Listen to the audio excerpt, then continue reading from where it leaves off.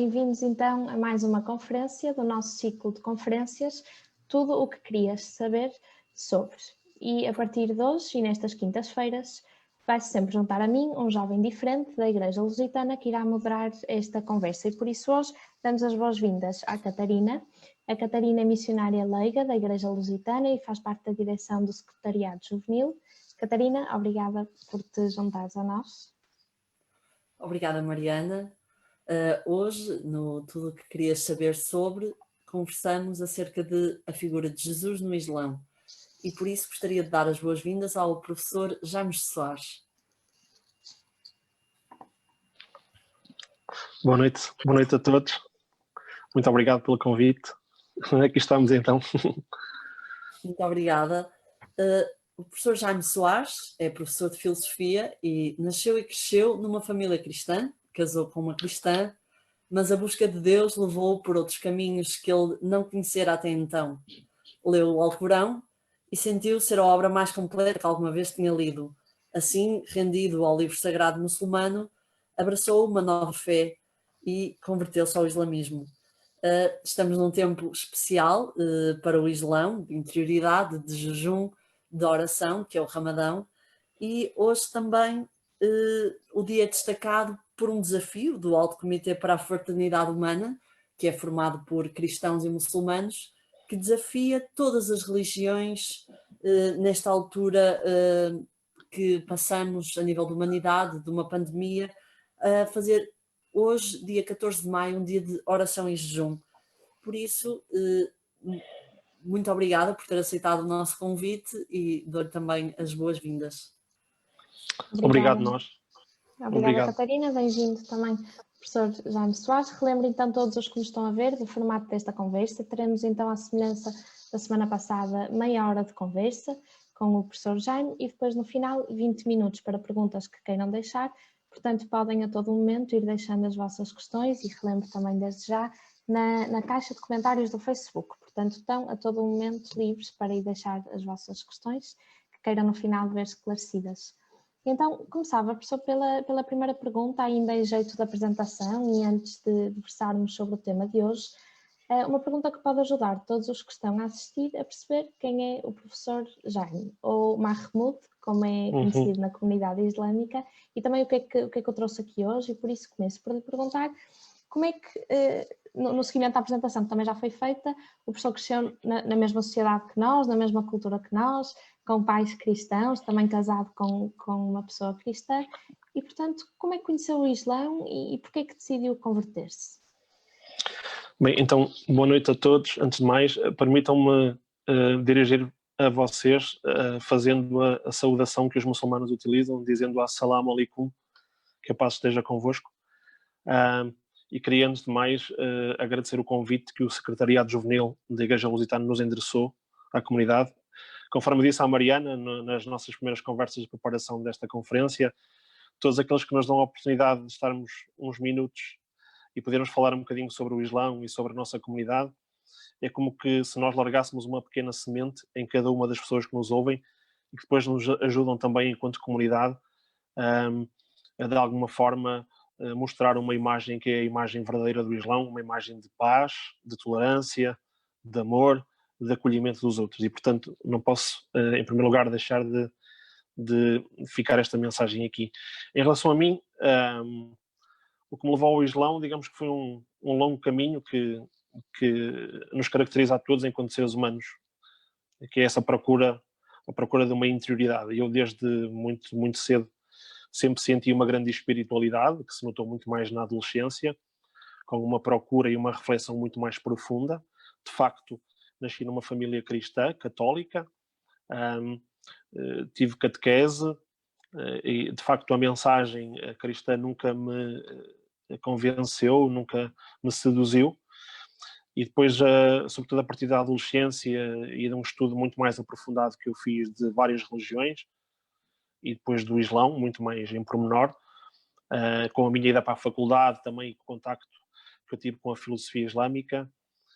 Então, depois de um longo estudo que eu fiz do islamismo, então entendi que era a altura de dar o último passo que me faltava, que era tornar-me muçulmano. E, portanto, estas questões da fé nunca têm uma explicação muito racional, são algo que nos ultrapassa do ponto de vista da razão, mas o meu caminho começou assim, começou com algo que era muito interior e depois, digamos que a confirmação foi apenas a conversão que eu fiz ao Islão, já em adulto.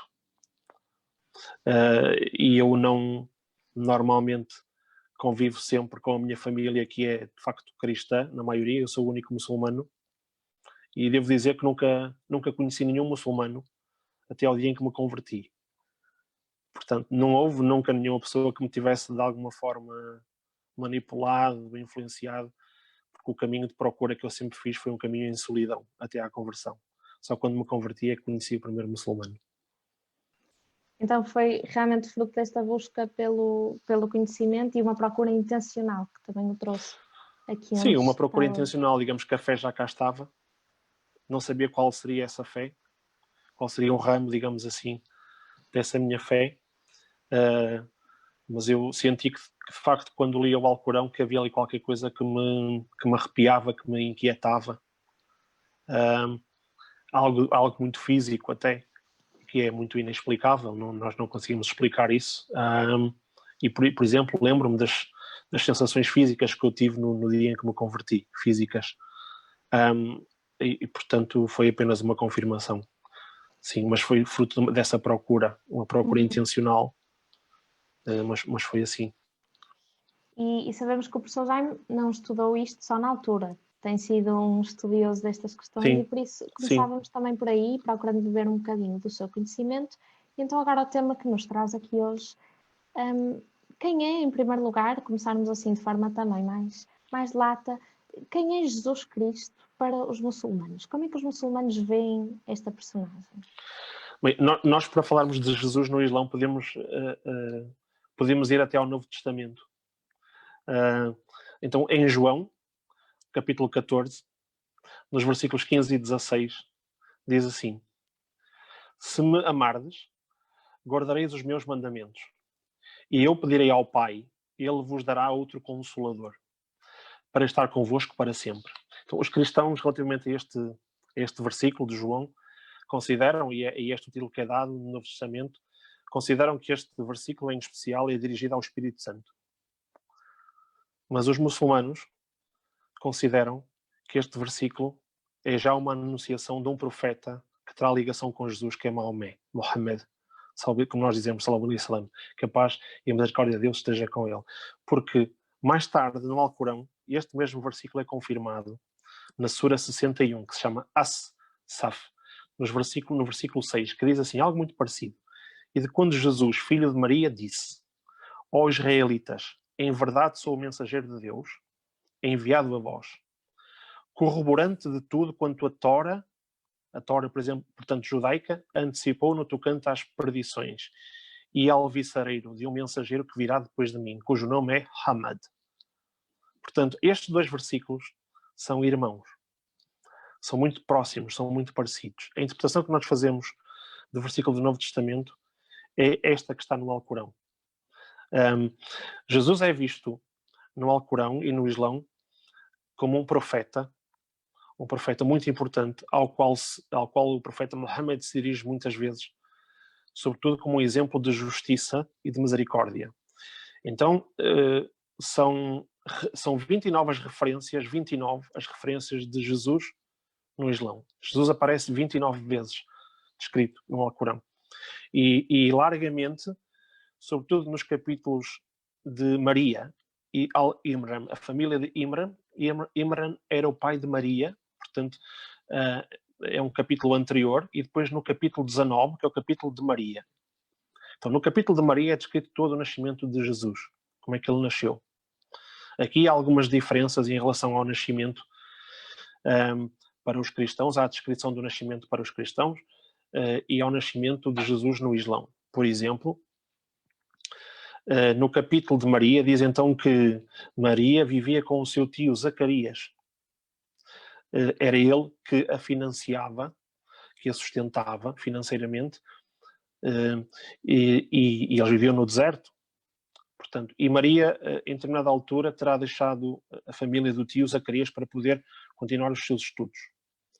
Então, num belo dia, ela foi visitada pelo anjo Gabriel, tal como para os cristãos. O anjo Gabriel visitou-a e ter-lhe-á dito, para nós, Gabriel, nós dizemos Gibrail, o anjo Gibrail.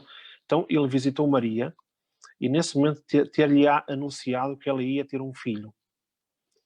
E disse-lhe mais coisas. Disse-lhe que ela deveria guardar esse segredo e que se deveria dirigir para um local que Deus lhe tinha provido. Aqui também é diferente. Porquê? Porque enquanto os cristãos normalmente ouvem a mensagem de que Maria, juntamente com José, terão feito a viagem para Belém, porque na altura estavam a decorrer uns censos, portanto, e eles acabaram por ter Jesus numa manjedoura, porque não conseguiram arranjar um alojamento. Para os muçulmanos é diferente. A figura de José não existe, não é mencionada. Maria, então, dirige-se para esse lugar que foi descrito, que foi anunciado pelo anjo Gabriel para ter Jesus. Nesse local haviam duas coisas. Diz o anjo Gabriel que Deus colocou uma tamareira junto de Maria para que ela se pudesse prover de comida, abastecer de comida. E fez correr um riacho aos seus pés para que se pudesse abastecer de bebida. Uma coisa que eu queria aqui deixar claro é o seguinte, que é muitas pessoas, mesmo crentes, colocam em causa este nascimento de Jesus de uma forma imaculada. Ora, para os muçulmanos, só poderia existir desta forma porque, na altura em que Jesus nasce, vivia-se uma época de um grande vazio, uma grande vacuidade espiritual. E a sociedade da altura, a comunidade da altura, só podia ser de facto inquietada se Jesus fosse fruto de um milagre.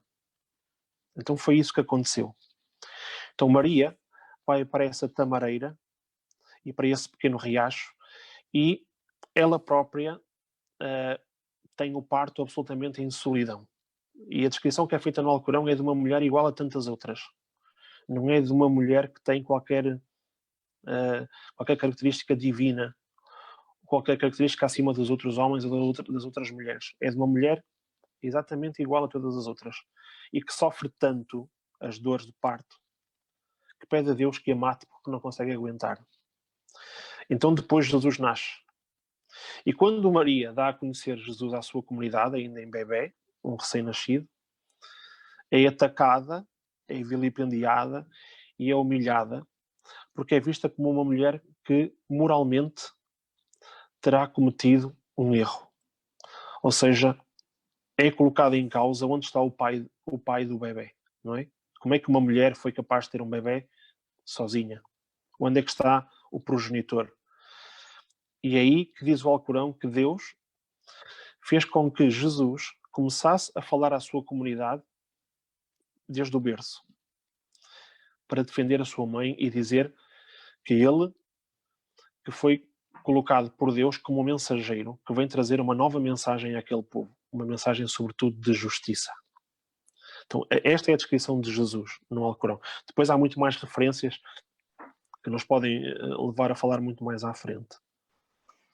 Muito bem, vemos desde logo aqui uma diferença no próprio nascimento de Jesus, de um milagre, não sei se posso dizer assim, que está presente no Alcorão, que é o facto de Jesus, enquanto bebê, na manjedoura, ter falado a Maria. Isso desde logo é uma diferença que vemos perante a história narrada deste nascimento na Bíblia. Mas voltava só um bocadinho atrás, porque o professor diz que um dos motivos e uma das principais diferenças são os versículos do capítulo 14 de João, e tem a ver com a interpretação do Consolador. Os cristãos acreditam que o Consolador é o Espírito Santo que virá, e os muçulmanos que é a anunciação de um profeta que virá, o Maomé. Mas ainda assim, e olhando para a figura de Jesus então poderia ser, foi um profeta que veio antes do profeta Maomé. Mas ainda assim, porque é que Jesus, a figura de Jesus, não é vista como o Filho de Deus? Há uma grande diferença. Sim, há duas distinções fundamentais em relação a essa questão. Portanto, digamos que em termos teológicos, de facto, as diferenças são essas. Então, para os muçulmanos, Jesus não é filho de Deus porque diz o Alcorão, Deus não gera nem é gerado, não tem filhos. Portanto, todos os profetas que foram colocados, todos os profetas que são mencionados no Alcorão, toda a linhagem de profetas, desde Adão até o profeta Muhammad, são vistos, se quisermos de uma maneira mais simples, apenas como pessoas exatamente iguais a nós, mas com pessoas que vieram à Terra com uma mensagem própria, que viveram numa época própria. E a mensagem foi sempre a mesma em todos os profetas. Isso é o que os une a todos. É que só devem adorar um único Deus. Portanto, para nós, há duas distinções fundamentais. Jesus não é filho de Deus, porque Deus não gera nem é gerado. E também Jesus não foi crucificado. Ou seja, o que nós dizemos e o que diz o Alcorão, eu posso-vos ler as passagens sobre isto, deixa-me aqui ver se eu encontro, porque eu estive aqui a preparar. Diz assim, no Alcorão. Portanto, diz que Jesus não é filho de Deus, e depois a propósito desta segunda questão, de ser crucificado, diz assim, no capítulo An-Nisa, na sura An-Nisa, versículo 157, diz assim, e por dizerem, matámos o Messias, Jesus, filho de Maria, o mensageiro de Deus, embora não sendo, na realidade, certo que o mataram, nem crucificaram, senão que isso lhes foi simulado. Portanto, isto para dizer o quê? O que nós defendemos é que, tendo Deus permitido que um profeta como Jesus viesse à Terra com uma mensagem, que é sobretudo uma mensagem de justiça, de misericórdia, de um olhar que é sempre dirigido para os mais necessitados. Então, quando ele foi atacado pelos seus inimigos, e de facto quando foi condenado, Deus não permitiu que ele fosse torturado, que fosse humilhado e que fosse crucificado. Então, em vez disso, o que aconteceu para os muçulmanos é que Jesus terá ascendido aos céus antes disso acontecer.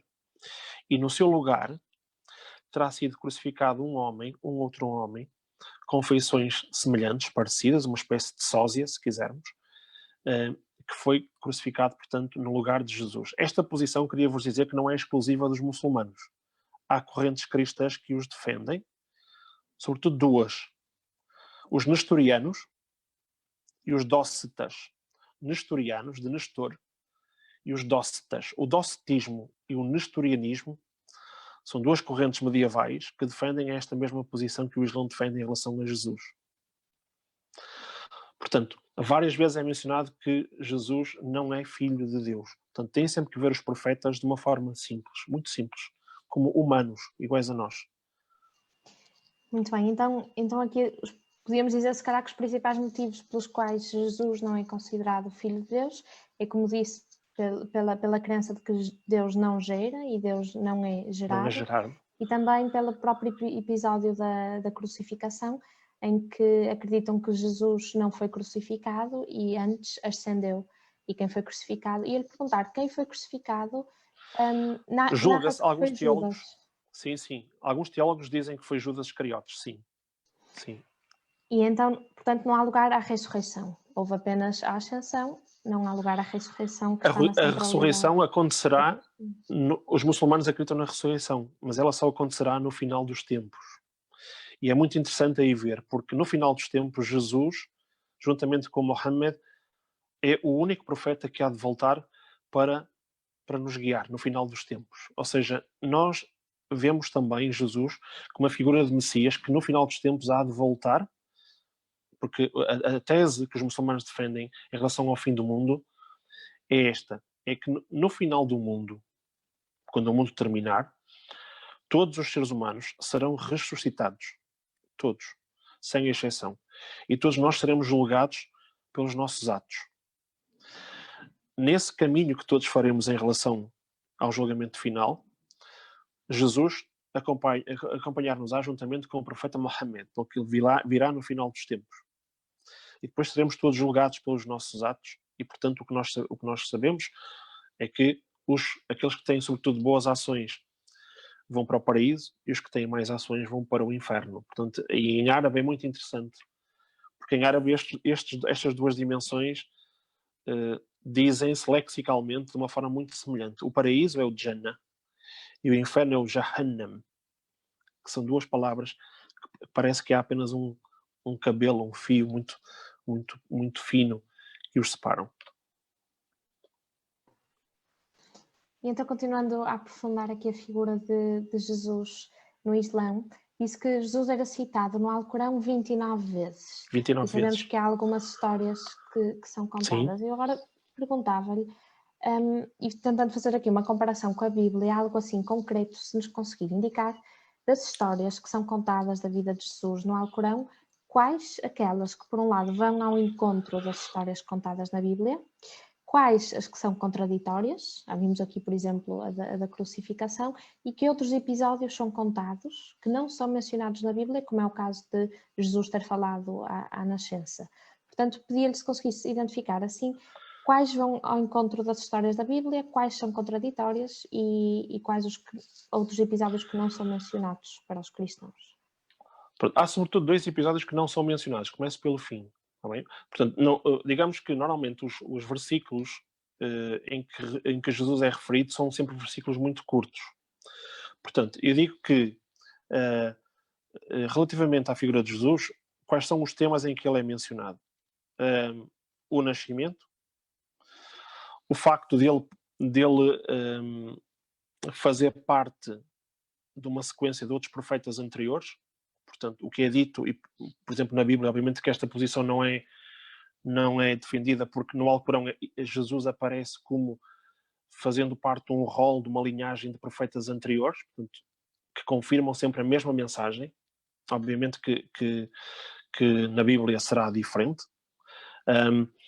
E há referência a vários milagres, por exemplo, a cura que também na Bíblia também existe, não é?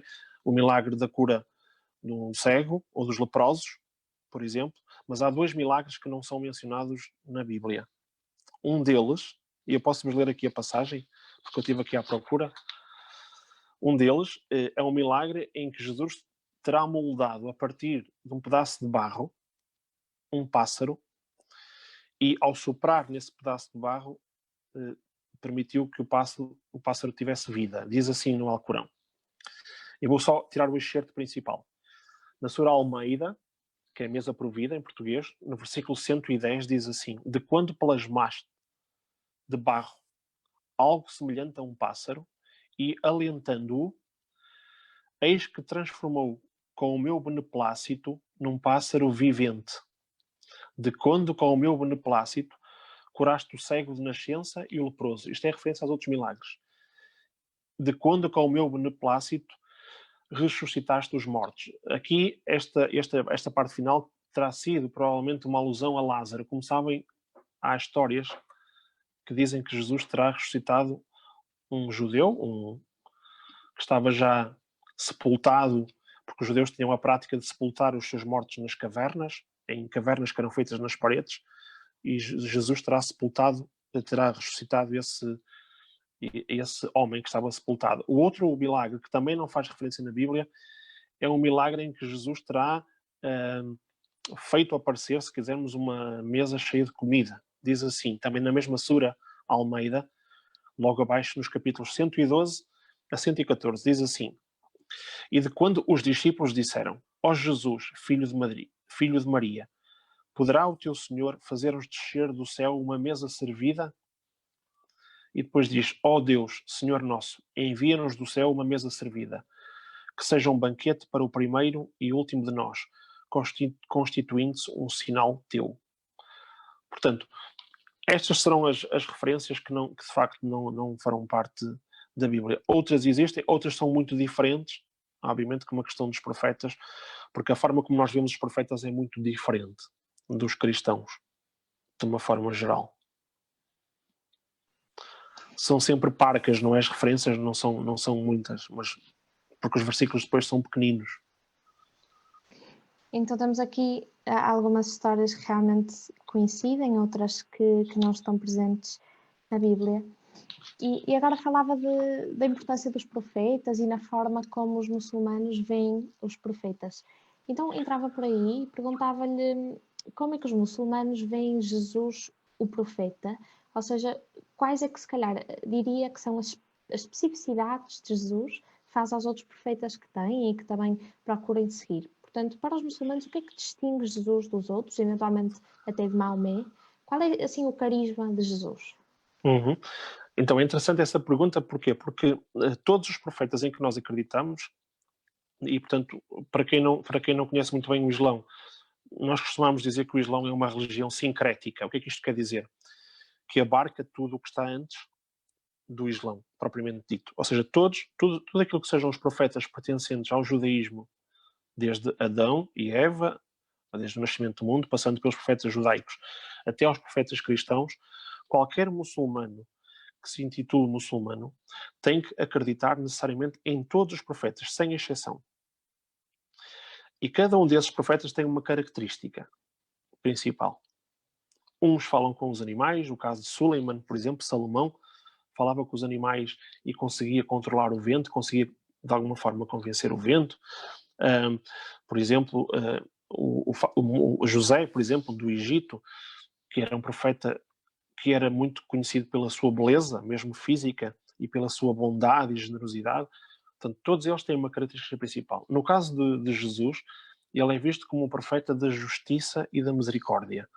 Ou seja, se há uma palavra que define Jesus no Alcorão, é o facto de ele estar sempre preocupado com a justiça. E aqui justiça num sentido alargado, com a igualdade, com os necessitados, com os pobres, com a fome. Sobretudo, esta é a mensagem que é vista no Alcorão relativamente a Jesus. E o profeta Mohammed venerava muito Jesus relativamente a estas características que ele tinha. E nós, como tal, obviamente, acreditamos que ele é um profeta importantíssimo para nós, pelas mensagens, porque depois não é só a parte do Alcorão, é todas as histórias que existem à volta de Jesus, porque nós, para além do Alcorão, também seguimos os hadices. Há hadices que são histórias, normalmente muito mais ligadas ao profeta Mohammed, mas Jesus é sobretudo visto... Jesus é um profeta progressista, não é? Porque ele é um profeta que veio tentar reformar algumas leis judaicas. É assim que ele também é visto para nós muçulmanos. Por exemplo, veja essa passagem do apedrejamento. Às vezes a questão do apedrejamento é muito associada ao Islão, mas o apedrejamento, como sabem, a passagem do apedrejamento tem muito a ver com aquela mulher adúltera, se bem se lembram, que é levada perante Jesus e é levada pelos sacerdotes do Sinédrio judaico. E quando os sacerdotes perguntam a Jesus o que é que se deve fazer àquela mulher, ele responde de uma forma que é muito paradigmática, dizendo que quem nunca errou, que atira a primeira pedra. Precisamente porque isto indica o quê? Indica que naquela altura a forma de condenar uma mulher adúltera era o apedrejamento. E Jesus tenta reformar as leis, sobretudo apresentando uma visão muito mais piedosa, muito mais misericórdia para a resolução das questões. E foi importante porque foi também a primeira vez que surge alguém que começa por dizer que os homens são todos iguais perante Deus. Não há uma distinção de classe, de raça, de tom de pele, de estatuto social. E, portanto, quando eu falo da justiça e da misericórdia, é alargada a todas estas perspectivas que eu estou aqui a tentar abordar.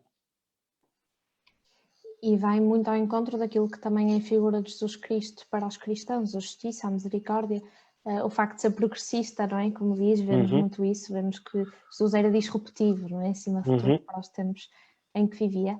E então, se é essa a principal mensagem que Jesus deixa para os muçulmanos, a sua especificidade, aquilo que o distingue, que influência é que acha que Jesus tem na doutrina islâmica, nos ensinamentos concretos que são dados para a conduta dos muçulmanos? Qual acha que é a influência, aquilo em que o muçulmano no seu dia-a-dia, na sua vida, tem, segue e bebe da figura do profeta Jesus Cristo? Eu diria que muito, não é? Conforme eu disse, o profeta Mohammed veio confirmar a mensagem. E veio confirmar muito daquilo que também era a mensagem, obviamente, de Jesus, não é? E a sua prática. Os muçulmanos caracterizam-se muito, e aliás, esta época que estamos a viver do Ramadão tem muito a ver com isso, caracterizam-se sempre por uma preocupação latente com os outros, com os mais necessitados. Eu costumo dizer, e talvez seja de toda a mensagem do Islão a parte que mais me seduziu, é sempre o olhar que o Islão lança sobre os outros, os mais necessitados. Nós, quando fazemos o Ramadão, nesta altura, as pessoas não sabem, algumas pessoas não sabem, pensam que fazemos o Ramadão apenas por penitência, mas o Ramadão vai muito mais além disso. A razão por que fazemos o Ramadão é precisamente porque o jejum coloca-nos no plano existencial em que nós vivemos sempre a perspectiva do outro, mas sobretudo do outro que não tem absolutamente nada para comer, nem para beber. Portanto, o Ramadão é um pouco uma tentativa de nos aproximarmos em relação àqueles que não têm absolutamente nada. Ou, ao mesmo tempo, é pensarmos na quantidade de tempo que gastamos a vangloriarmos por não termos alguma coisa quando temos muito. E talvez Jesus nos tenha chamado a atenção muitas vezes para isso. Para a pobreza, para a fome, para o estender de mão constante que temos que lançar pelos outros, pelo olhar que devemos lançar sobre os órfãos, sobre as viúvas, sobre as mulheres. E, portanto, se há de facto uma herança que nós temos, é também aí. Nós costumamos referir-nos a Deus como o clemente, o misericordioso. O Islão é a religião da misericórdia. É assim que nós somos caracterizados. Em todas as orações nós dizemos Bismillah, Irhaman, Irrahim. Ou seja, em nome de Deus, o clemente, o misericordioso. E, portanto, se há uma herança que também tenha passado de Jesus e dos outros profetas, é essa herança de uma tentativa de estarmos sempre próximos daqueles que não têm absolutamente nada. O Islão, se lerem o Alcorão, é transversal a todo o livro esta preocupação constante com estas pessoas, com os viajantes, os órfãos, os necessitados, as mulheres, as viúvas, uma imensidão de pessoas. E talvez seja, por exemplo, nós temos muito uma prática que Jesus também tinha de visitar os doentes. Temos que o fazer, de ir às prisões e visitar os doentes, faz parte daquilo que é a boa conduta de um muçulmano. Ir aos hospitais, ir às prisões, não deixar ninguém para trás. E isso também, em parte, é a mensagem que Jesus deixou. Bom, e são também as influências que nós cristãos também temos de Jesus e procuramos seguir. Eu ia lhe perguntar também no seguimento desse exemplo de serviço e entrega de Jesus, se a passagem que temos na Bíblia da lavagem dos pés, do lavar dos pés, se também está presente no Alcorão. Quer dizer, nós antes de fazermos qualquer oração, não tanto a lavagem dos pés ao outro, que acontece, não é, em alguns rituais cristãos, a questão da higiene tem uma outra dimensão que tem a ver com a purificação, obviamente. Não é? Eu demorei mais há pouco porque tive que fazer esse ritual. Nós, antes das nossas orações, temos sempre que fazer um ritual de purificação que é muito bonito, é muito belo esse momento, que passa por lavarmos várias partes do nosso corpo, a boca, o nariz, o nosso rosto, as orelhas, os nossos braços e as nossas mãos até ao cotovelo e os nossos pés, porque de facto todas estas partes são as partes que nós utilizamos para pecar, para dizer mal dos outros, para olhar para sítios onde não devemos olhar, para escutar conversas que não devemos, para pegar em objetos que não são os melhores, para nos deslocarmos com os nossos pés para locais pouco recomendáveis. E, portanto, nós, antes de nos dirigirmos a Deus, temos de facto que nos lavar para estarmos purificados quando falamos com Ele. Tem essa outra dimensão um pouco diferente. Muito bem. Antes de avançar, também já estamos a terminar esta parte das perguntas, depois teremos as perguntas do público. Relembrava então que podem deixar as vossas perguntas nas caixas de comentários do Facebook, criarmos aqui um espaço também de proximidade e diálogo, portanto, o que vos inquietar que vá ao encontro deste tema ou outra pergunta queiram aproveitar a presença do professor Jaime Soares, estão à vontade para deixar na caixa de comentários. E continuava perguntando-lhe então e falando agora mais na mensagem que Jesus veio trazer, esta mensagem do Deus de amor, o mandamento principal, ama o teu irmão como a ti mesmo. A mensagem que Jesus veio deixar sobre Deus, a revelação sobre Deus, é a mesma para o Alcorão, este mesmo Deus de amor? Sim, o Deus é sempre um Deus de amor, de paz. Aliás, a palavra Islam, que depois dá, de facto, depois origem a Islão, ou islamismo no português, não é? Mas a palavra Islam vem, etimologicamente, vem da palavra salam. E a palavra salam quer dizer paz. Paz. Então, o Islão é visto como uma religião de paz e uma religião de submissão voluntária a Deus. Portanto, é o que quer dizer, de facto, a palavra Islão. No Islão, esta mensagem do Deus do amor está sempre presente. O que acontece, para além disto, é que, normalmente, todos os profetas vêm sempre com a mesma mensagem que ultrapassa muito esta, que é a mensagem da adoração de um único Deus, de um Deus monoteísta, de um Deus único. Porque, por exemplo, eu não falei há pouco, mas há outra distinção fundamental dos muçulmanos em relação aos cristãos que tem a ver com a Trindade. Não é? Nós não aceitamos a Trindade. Portanto, Deus é sempre um Deus único. Agora, o Deus que é descrito no Alcorão, conforme eu disse há pouco, falando da questão dos mais necessitados, é sempre um Deus da paz, um Deus do amor. Aliás, há uma passagem do Alcorão que diz que, se Deus quisesse, Deus tinha o poder para nos fazer todos iguais, sem gostos diferentes, iguais de personalidade, mas Deus fez-nos diferentes, diz o Alcorão, para que nos possamos conhecer uns aos outros. E, portanto, esta ideia de que nós somos todos diferentes e, mesmo sendo diferentes, temos que nos amar, é uma mensagem que está, de facto, também presente no Alcorão. Isso é muito semelhante. E nunca é demais relembrar que este Deus do amor está no centro, na centralidade, no âmago do Islão. Nunca é demais relembrar, face às ideias muitas vezes erradas e aos mitos que também se têm, fruto Claro. alguma radicalização. Portanto, é este Deus de amor, o mesmo Deus de amor nosso, dos cristãos. Então, terminava, antes de avançarmos para as perguntas do público, perguntando-lhe também, talvez uma curiosidade, se existe alguma corrente do Islão, em algum país, alguma corrente que atribua a Jesus um lugar diferente, de maior destaque ou de menor importância, ou se há alguma corrente do Islão, se há algum país que terá alguma festa especial associada a esta figura, se há aqui estas particularidades associadas aos profetas, nomeadamente a Jesus, ou não, se isto que nos relatou se é igual.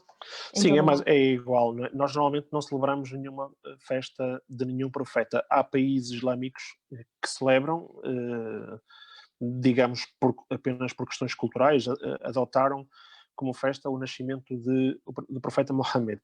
Mas normalmente os muçulmanos não celebram nenhuma festa em homenagem a nenhum profeta, porque todos são iguais. Para nós, o profeta Mohammed é de facto mais importante por uma razão muito simples. Porque nesta linhagem de profetas que eu descrevi há pouco, nesta linha cronológica em que cada um pertenceu à sua comunidade e à sua época, para nós, Mohammed foi o último dos profetas. Portanto, ele fechou o selo da profecia. O Alcorão, se vocês lerem o Alcorão, vão encontrar passagens da Bíblia e passagens da Torá judaica. O que existe no Alcorão, e é assim que é visto, é que o Alcorão é uma correção da mensagem de Deus anterior nestes livros sagrados. As únicas festas que nós celebramos são sempre duas festas. É o final do Ramadão, que será agora, se Deus quiser, inshallah, para a semana. Portanto, o Ramadão ou termina a 22 de maio ou a 23 de maio, porque nós seguimos o calendário lunar, portanto serão 29 ou 30 dias. Essa é a primeira festa que nós celebramos, e depois celebramos uma festa mais à frente que, de alguma forma, festeja o fim da peregrinação a Meca. É o Eid ul-Fitr, que é o final do Ramadão, e o Eid ul-Adha, que é o final da peregrinação a Meca. Só celebramos essas duas festas. Depois há outros ramos do Islão, por exemplo, que celebram o caso dos xiitas, que têm algumas festas em homenagem a Ali e sobretudo a Hussein, que era o neto do profeta Mohammed, sobretudo no dia de Ashura, que é o dia em que nós também celebramos esse dia, mas com jejum. As nossas celebrações são sempre celebradas com jejum. Nesse dia, no dia de Ashura, alguns muçulmanos celebram aquela passagem bíblica de Moisés, quando é perseguido pelo exército do faraó e quando chega ao Mar Vermelho, suplica a Deus que o ajude, porque está a ser perseguido, então Deus abre o mar para que ele possa passar com a sua comunidade. E logo a seguir fecha, impedindo que o exército de faraó o persiga. Nós também celebramos esse dia que nós chamamos de dia de Ashura. No Irão, celebram-no juntando a essa celebração o martírio da figura de Hussein, que era neto do profeta Mohammed, que foi, digamos, um seguidor importante para eles. Nós em Portugal somos sobretudo, a nossa comunidade no Porto, a nossa comunidade islâmica é sobretudo sunita, não é xiita, há poucos xiitas em Portugal. Mas acho que respondi. Muito bem, sim. Agradeço-lhe então esta primeira parte da nossa conversa, em que nos trouxe toda essa sabedoria, também os fundamentos pelos quais no Islão Jesus não é considerado o Filho de Deus, a crença de que Deus não gera nem é gerado, também a própria história da crucificação e da ressurreição, que está na centralidade daquilo que é o cristianismo e que é encarada e interpretada de uma outra forma, mas também a importante mensagem, o importante legado que Jesus Cristo deixou para o Islão, visto como um profeta de justiça, um profeta de misericórdia, um profeta progressista e disruptivo, tal como nós também o vemos, e que deixa um legado e um desafio também aos muçulmanos que o seguem e assim o serem também. E claro, guardamos também esta sua mensagem. Eu só me esqueci de dizer, Mariana, que era importante se calhar deixar que Jesus, obviamente no Islão tem um nome árabe, não é? Então ele no Islão é conhecido como Isa alayhi salam. É o nome que é dado a Jesus no Islão. Era importante deixar. Claro, essa referência também. E também o que nos deixou de que a mensagem que Jesus vem trazer, deste Deus de amor, é a mesma. E, portanto, partilhamos também dessa mensagem do Deus de amor. E assim terminava esta primeira parte das nossas perguntas e começávamos então a poder responder a algumas perguntas que nos foram chegando pelo Facebook das pessoas que nos estão a ver. Então, aqui na nossa página do Facebook estão algumas pessoas a ver-nos e têm muitas curiosidades, tanto acerca deste tema de Jesus no Islão, como do islamismo em geral. E uma das questões especificamente que foi colocada acerca de Jesus é o que é que distingue os ensinamentos do profeta Maomé e os ensinamentos de Jesus, ou seja, a diferença destes dois ensinamentos. Vimos coisas parecidas, mas o que é que têm de diferente? Que pontos têm de diferente? Pois há bastantes pontos diferentes, não é? Já vimos que desde logo em relação à forma como a concepção de Deus é vista pelos cristãos e pelos muçulmanos, é desde logo diferente. Portanto, conforme eu disse, o Alcorão veio como forma de corrigir aquilo que era dito na Bíblia, sobretudo essa ideia de que Jesus era filho de Deus, ou que Jesus foi crucificado, por exemplo. Então, no caso do profeta Mohammed, o que há de diferente é, sobretudo, uma mensagem que é contextualizada, portanto, num local próprio, numa época própria, que surgiu, e que vai muito para além daquilo que é a Bíblia. O Alcorão é muito diferente da Bíblia, porque, por exemplo, o Alcorão determina toda a vivência cotidiana. O Islão é um código de vida completo.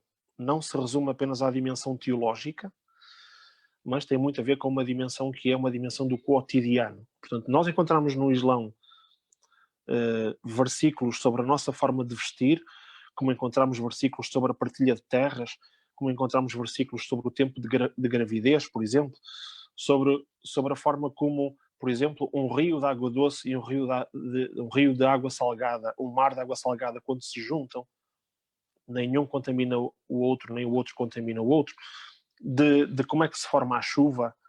Portanto, a mensagem do profeta Mohammed é uma mensagem que vai muito para além daquilo que é uma mensagem meramente teológica. Fala sobre tudo, sobre combates, sobre batalhas, sobre a forma como se tratam os escravos, sobre a forma como devemos tratar as viúvas, portanto, sobre a forma como devemos tratar as adúlteras. Então, é uma mensagem muito alargada. A mensagem principal, a mensagem teológica, resume-se, conforme eu disse, a uma correção daquilo que foram as mensagens anteriores sobretudo porque houve sempre, ao longo dos séculos e séculos e séculos de existência, em todos os profetas, em todas as épocas e em todas as comunidades, houve sempre uma tendência para que as sociedades caíssem no paganismo, no politeísmo. E a mensagem de Maomé é sempre uma mensagem de correção relativamente a isso. Ou seja, as pessoas devem abandonar o politeísmo e adorar um Deus único. Esta é a mensagem fundamental do Islão. É a mensagem principal. Obviamente que depois arrasta consigo toda uma história que tem a ver com os profetas, mas é bastante diferente e vai muito para além, digamos assim, daquilo que é uma mensagem meramente teológica.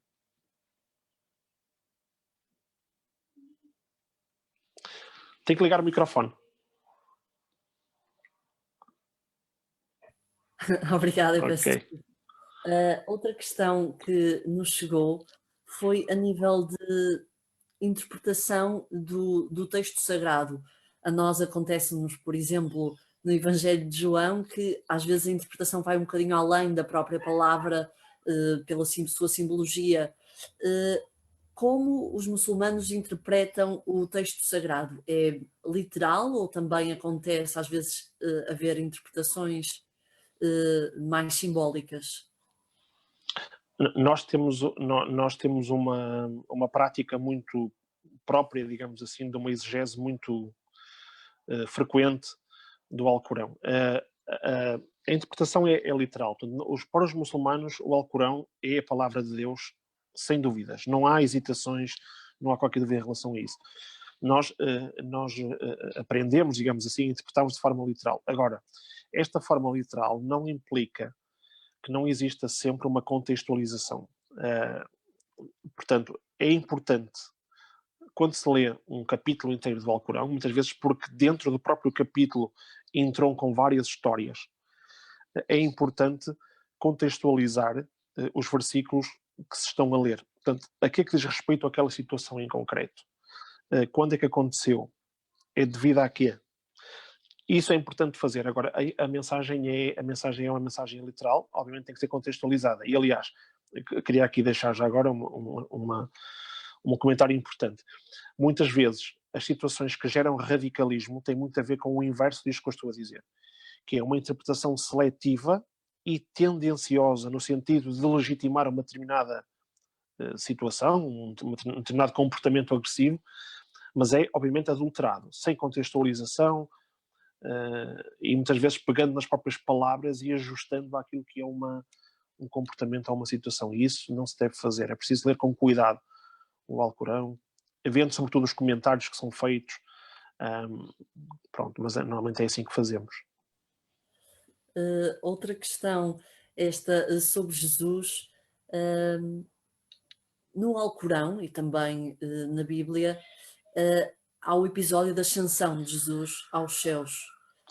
Jesus ascendeu aos céus. A pergunta que nos é colocada é: será que há algum outro profeta no Alcorão que também tenha ascendido aos céus? Ou foi só Jesus? Sim, todos ascenderam aos céus. Aliás, o profeta Mohammed também ascendeu aos céus. E o episódio do profeta Mohammed também é descrito como tendo ascendido aos céus. Aliás, nós agora, normalmente, nestes últimos 10 dias do Ramadão, há uma noite que nós não sabemos qual é, que nós celebramos a noite em que o profeta Mohammed terá ascendido de facto aos céus. A descrição que é feita no Alcorão em relação ao profeta Mohammed e à ascensão também é de que ele terá feito uma viagem de Meca até Israel, agora até a mesquita de Al-Aqsa, e por isso é que essa mesquita é tão importante para nós, em Israel, e foi terá ido num animal alado, uma espécie de cavalo alado, até Al-Aqsa, e terá nessa mesma noite, isto foi tudo numa noite, terá ascendido aos céus e visitado os 7 céus, é assim que é descrito.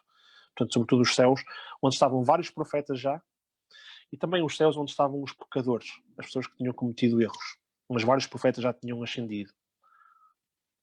Não só Jesus, nem só Mohammed, portanto, vários profetas. Digamos que o mais sábio de todos eles seria Moisés. Nós já estamos a ficar com pouco tempo. Vou-lhe fazer mais uma pergunta, neste caso mais relacionada com o Islão também, que através das nossas redes colocaram. Qual o contributo do sufismo para o Islão? Bem, o sufismo, quem fundou o sufismo foi um filósofo chamado Al-Ghazali. Há países, sobretudo a Turquia, alguns países africanos, mas também, por exemplo, a Bósnia-Herzegovina, que, digamos, vive essa dimensão do Islão mais sufi. O sufismo foi importante na medida em que introduziu uma dimensão diferente do Islão. Normalmente ao sufismo está associado uma grande moderação. Portanto, obviamente que o mundo islâmico tem algumas correntes que são sufis, tem alguns países que são sufis. Obviamente que o sufismo foi importante na medida em que introduziu essa dimensão mais moderada do Islão e essa dimensão mística. Uma das coisas que as pessoas conhecem muito do sufismo, quando vão à Turquia, são as danças rodopiantes, que nós já vimos na televisão. Portanto, essa visão mística foi importante na medida em que foi sobretudo o Al-Ghazali, estamos a falar já de uma filosofia média, que introduziu, digamos que é posterior já ao Islão do século VII, mas introduziu dimensões diferentes no Islão, dimensões mais progressistas, dimensões diferentes do entendimento de Deus e desse diálogo que se faz com Deus numa visão também muito mística. Há países que são sufis, com certeza, aqueles que eu disse. Outra pergunta que nos chega é se o Alcorão está sempre em árabe ou se é traduzido para a língua de cada país. O Alcorão, portanto, o Alcorão está sempre em árabe. Obviamente que, porque muitas vezes há essa questão, as pessoas pensam que às vezes confundem árabes com muçulmanos e muçulmanos com árabes. De facto, no mundo inteiro, só 17% da população mundial islâmica é que fala árabe. 17%. Os outros não falam. Ainda assim, nós temos que aprender árabe, porque as nossas orações são sempre feitas em árabe. Portanto, muitas vezes é um árabe, através da transliteração, que nós aprendemos a soletrar, de memória. Portanto, há traduções do Alcorão para todos os países, mas há sempre a mensagem original que é em árabe. É por isso que nós, os muçulmanos, memorizamos o Alcorão em árabe, porque o profeta Mohammed disse uma coisa muito engraçada em relação a isso. Disse, mesmo que todos os livros fossem destruídos por um ditador, por alguém, a mensagem de Deus nunca se perderia porque estava na cabeça dos homens. Então nós memorizamos todo o Alcorão, na totalidade, por causa disso. Obrigada. Foram as perguntas, outras ficaram por responder. Agradecemos o esclarecimento a todas estas dúvidas. Obrigada. Obrigado nós mais uma vez. E aproveito para agradecer também à Catarina a participação que teve neste programa e o apoio que deu nesta quinta-feira. E então vamos encerrar, mas antes disso, e antes de encerrarmos, eu e o professor Jaime quisemos trazer a todos uma experiência de maior unidade entre cristãos e muçulmanos, talvez uma experiência que todos, ou que muitos de nós, nunca tínhamos vivido. Então, para isso, decidimos aderir ao desafio lançado pelo Alto Comitê para a Fraternidade Humana, de, neste dia 14 de maio, os crentes das várias religiões se unirem espiritualmente para orar, pedindo a Deus que ajude a humanidade a superar esta pandemia. Esta iniciativa foi aceita por inúmeras autoridades religiosas do mundo e assim hoje os vários crentes estiveram e estão unidos em oração a pedir a Deus que nos ajude a superar este tempo que vivemos. E então, eu e o professor Jaime não quisemos deixar passar esta oportunidade de estarmos aqui juntos, em conversa também interreligiosa, para podermos, se calhar, pela primeira vez para muitos de nós, rezar juntos entre cristãos e muçulmanos. E assim, deixamos o convite a quem nos estiver a ver, a quem quiser naturalmente fazê-lo. E então, eu pedia ao professor Jaime, nós vamos partilhar a oração aqui para que todos possamos seguir. Eu se calhar pedia-lhe, professor, que nos orientasse nesta breve oração, dissesse como é que agora seguir. Pronto, então os muçulmanos, quando rezam a Deus, quando oram a Deus, normalmente abrem as mãos dirigidas ao céu. E, portanto, eu vou começar por dizer só a Surah Al-Fatiha, e depois a Mariana vai-me acompanhar naquilo que nós chamamos os duás, as nossas súplicas, que é aquela segunda parte que vocês estão a ver ali onde diz todos. Está bem? Então eu vou dizer primeiro em árabe a Surah Al-Fatiha. E depois, em conjunto, vocês acompanham-nos, está bem? Bismillah Rahman Rahim. E dizemos todos? Alhamdulillah Rahman Rahim. Malik Yawmiddin. Iyaka na'budu wa iyaka nasta'in. Indana Surat al-Mustaqim. Surat al-Ladina amta alayhim ghayril maghdubi wad-dallin. Amin. Agora vamos ver então a segunda parte, tá bem? Vamos ver todos em conjunto. Bismillah Rahman Rahim. Eu refugio-me na autoridade de Deus e no seu poder sobre todas as coisas. Deus, dá-nos a tua proteção. Tu que és o omnipotente dos céus. Procure proteção no único em cujo nome nenhuma doença nos fará mal. Procure refúgio em Deus, cujo nome é uma bênção e uma cura. Ó Deus, remove todo o mal. Ó Senhor dos humanos, cura-os a todos, pois Tu és o Supremo que cura. Ninguém cura, senão Tu, o que cura e não deixa doença alguma. Amém. Amém. Muito obrigada, professor, por também nos ter trazido esta oração. E então encerramos agradecendo ao professor Jaime não só a generosidade de aceitar este convite e de nos preparar esta breve oração, mas também pela coragem. A coragem de, em tempos de polarização, radicalização e construção de muros, ter sido connosco hoje um verdadeiro construtor de pontes. Então, em nome da Igreja Lusitana, agradecemos-lhe e desejamos-lhe também um santo tempo de Ramadão que lhe resta. Muito obrigado. Tudo bom para vocês. Obrigado. E então, e quanto a nós e a todos que nos estiveram a ver, agradecer muito a vossa presença e anunciamos desde já o próximo convidado e o próximo tema da próxima semana. Se a semana passada começámos por ver questões da Igreja, esta semana questões relacionadas com a religião, na próxima semana vamos passar para a fé. As grandes questões da fé que nos inquietam e que muitas vezes nos assolam. Então, na próxima semana, contamos com o diácono João Sarmento, da Igreja Católica Romana, jesuíta, que nos vai falar sobre o tema: se Deus existe, por que é que acontecem coisas más? Esta grande questão que às vezes nos assola, nomeadamente neste período desafiante que vivemos. Então, se Deus existe e se Deus é bom, por que é que acontecem coisas más? Deixamos então assim o desafio para que na próxima quinta-feira nos possam continuar a seguir. E dizemos também que podem, se quiserem fazê-lo, deixar nos comentários de Facebook desta publicação sugestões de temas que gostassem de ver abordados por convidados neste ciclo de conferências que vai continuar. E, portanto, temas relacionados ou com a Igreja, ou com outras religiões, ou até mesmo grandes questões da fé que nos inquietem a todos. São livres e teremos todo o gosto em acolher as vossas sugestões que podem deixar nas caixas de comentários do Facebook. Então, muito obrigada a todos, até à próxima quinta e até lá, já sabem, fiquem em casa. Obrigada.